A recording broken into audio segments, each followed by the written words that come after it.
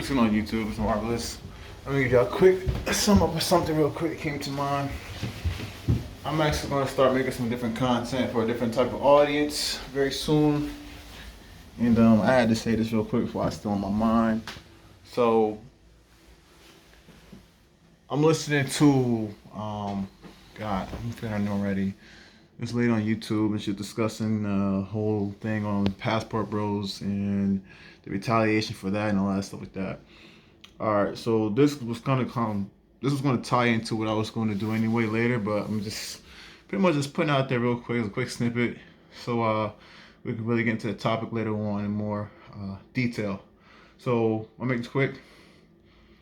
What I've seen from women, particularly from the West, when it comes to this particular notion that passport bros are doing what they do and they're losers, no one wants them. Okay, cool. The one thing I will say this, modern women, I'm not here to judge you, but I'm going to help you give some clarity to understand the situation that you may or may not find yourself in, or even what you observed from men in particular.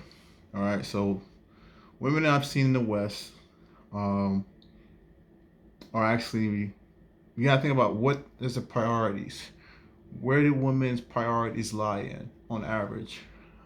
Things I've seen promoted throughout the culture, it would say to me women are more focused on um, being independent, being themselves, being happy above all. And that is one of the qualities that men like myself don't look for.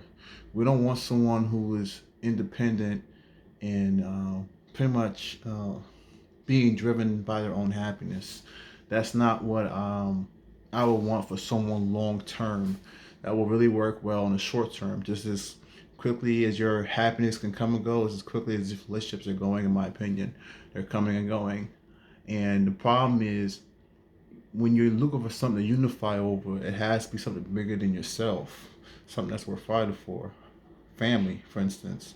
I really don't think a lot of modern women from Western society prioritize family um, as a number one at all. I think everything else, like maybe number two and number three, but I believe the majority of women in the West, from observation, just from them, just listening to the conversations that a lot of them have, even more recently, like I said, once I deep dive into this, you look at Tia Maui and her situation when she got divorced and what her conclusions were from that, how she felt after the fact, and even when she even called it being as. Again, when you have that type of attitude, why would you be desirable? If that's how you think, if that's how you feel, what would make you desirable, especially when it comes to the accomplishment of what a man wants to achieve? A man wants to have his family. And if you don't put family first, and the thing about this too is this, I'm going to really deep dive into this. I'll say this later. But just know this, from my observation, this being independent, being happy, cool. If you want to do that, cool. That suits you. That's the main thing. It's all about you. You can't go around and turn around and say that I'm looking for a man. Honestly, I don't think most of y'all even looking for men. Y'all looking for partners, really. Y'all looking for friends and partners. But again, the mentality is so temporary. It's not even like something that says commitment, in my opinion. It says make me feel good for the time being, and if it lasts, it lasts. If it doesn't, we go our own separate ways due to racial differences.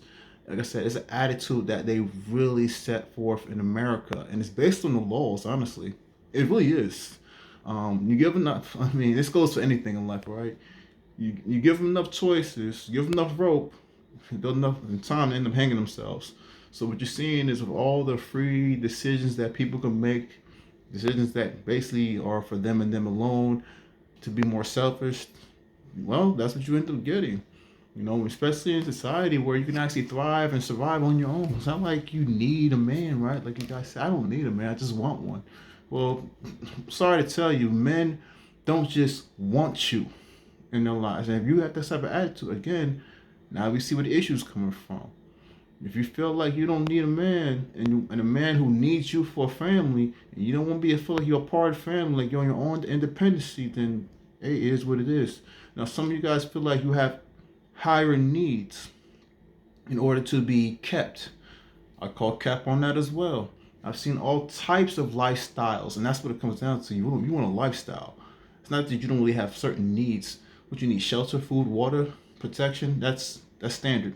Even animals get that shit. So again, it ain't even about that. It's just that there's a certain lifestyle that you've been attracted to or you're used to, and you want to have that.